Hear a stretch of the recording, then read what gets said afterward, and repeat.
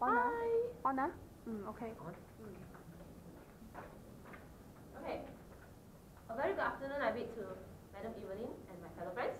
So today we are going to present on our curriculum assignment, which is on the analysis of curriculum. So my name is Lai Yoke Jen. I'm Jeremy. And I'm Chu Yue Ling. Santhia is not here, she's not feeling well, so we represent her. Okay. So before I start presenting, let me first do a brief introduction of our assignment. So in this assignment, we have analyzed two curriculum, which is the first one, Form 2 Secondary School Mathematics Malaysia curriculum, and also for the international one, we took Cambridge IGCSE, which is an international curriculum. So based on the curriculum, we have analyzed both the curriculum, and now we are here to present on the comparison between the two curriculums. Okay, hi. So for the aims, goals, and objectives, in government curriculum, it develops individuals to think mathematically, okay? And it uses the knowledge to face challenge in everyday life. So, and also technology is used, example like PowerPoint, computer labs, internet, and tablets, yeah. So in international, it acquires mathematical skills, and sorry, and it develops values in individuals like moral values. And also international schools have used technology also. Okay, so for the models, okay, Tyler model is used the most because it gives provide student needs and prepare students for life. And also have TABA for assessment and inductive approach. For inductive approach is meaning from specific information to conclusion. Understand? Okay, so for international schools, for Tyler model, it gives the student positive attitude, and it prepares students for life also, and for human development. Okay, so I pass the time to Jen. Okay, so let's move on to the second comparison between the government and international. The first one will be the foundation of curriculum, which is under philosophical. So for both government and international, realism is used in both curriculums. This is because the objective of both the curriculum and international also focuses on mathematics skills and knowledge that will be used to be applicable to the real life world. Besides that, for both government and international, pragmatism is also used because both curriculum content focuses on children's experience and also focuses more on student-centered activity where the teacher only acts as facilitator while the student is the one who learns through experience. Besides that, essentialism is also used in both international and government curriculum. Why? It is because both of these mathematics is essential knowledge that are required by each and every one of us to move on and to live in this world. So for the next one, psychological. For government, there is behaviorism, which is operant conditioning by B.F. Skinner, where the students are affected, their students' learning are affected by this psychological behaviorism. So most of the activities that are used in the curriculum of government is focuses on the help of technology aids, which is to attract the interest of students where they will be attracted to study next. So next, cognitivism is also used in both government and international because it focuses more on the students' thinking skills and also development of their mental development. Okay, next. So for historical, for government, Ralph Tyler is one of the contributing historical part where Tyler emphasized on human development and also learning through experience. Both international and government focuses more on child's experience and student experience in learning, where it also focuses on student needs, society needs, and teachers' needs. Okay, so let's move on to the social. For social, government and international also have the foundation, where it develops students' interpersonal skills and also communication skills in mathematics, the aim of both international and government is to produce students which can communicate mathematically, not only just around their own country but also internationally. So for both government and international curricula, we have analyzed that all 4 domains, learning domains are included, which is the cognitive, psychomotor, affective, and social. So for cognitive, for government, they use thinking skill. I mean, they are included in the thinking skills, such as higher thinking skills or lower order thinking skills too, and critical thinking in their learning objectives and outcome too. And also involve brainstorming and logical reasoning. While for international, it also develops creative thinking and problem solving, which almost similar, but it's also included in the cognitive domain, and higher order thinking skills. Psychomotor, for government, it acquire important life skills. For example, counting of monies or things are all included. There's the most basic one. And for international, it acquire mathematical skills. For example, using calculators or how to, so on.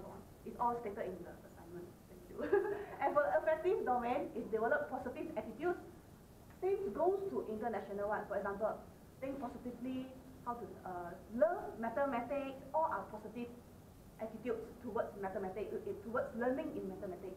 And for social domains, government is socialized with people by participating the activities or mathematical activities such as doing assignment, project, everything is all included in so-called activities. Social skills, how to communicate mathematically. And also for international, it's engaged socially too. It's almost similar with our government curriculum. Next. So for the next one, reliability, the last question for our upper part of our assignment. Does this international and government curriculum is reliable for the students nowadays? Our answer, after analyzing both of them, the answer is yes. In what aspect? There are 4. First, language proficiency. They are learning mathematics in English. Both of them are in English. So it is an international language that everyone can use it in next time. It's not only Form 2. Even Form 3, Form 4, university, or even go to society, their working time, they use English too. Secondly, ethics and spiritually. Both curriculums show that they have to develop positive attitudes. Other than learning mathematics, they also like independently, be confident with that things, thinking skills, everything is all positive. No negative attitude is involved inside. So it is reliable for them until they are old, not even until they are to university. So all these positive attitudes will bring them together until they are grown up next time. Next, thinking skills. It is also reliable for both curriculum, which is they can think critically in any way, and develop their higher order thinking skills too. Next, for the technology, the reliability for us we include in our assignment would be a 10 years time frame, because technology they use is like PowerPoint, some online games, and even scientific calculator, which it might change in the future. So in our opinion, maybe it might be reliable for 10 years time only, the most, because technology do change days to day. So we're also not sure about it. About 10 years later, will they still use the same scientific calculator we use nowadays? So next, I'll pass it to Jian. Yes, so moving on to our next assignment, which is assignment 2 part B, we are required to develop a blended curriculum based on 2 curriculum that we have analyzed, which is the Malaysia Form 2 Secondary School curriculum and also the Cambridge IGCSE curriculum for international. So that's Form 2.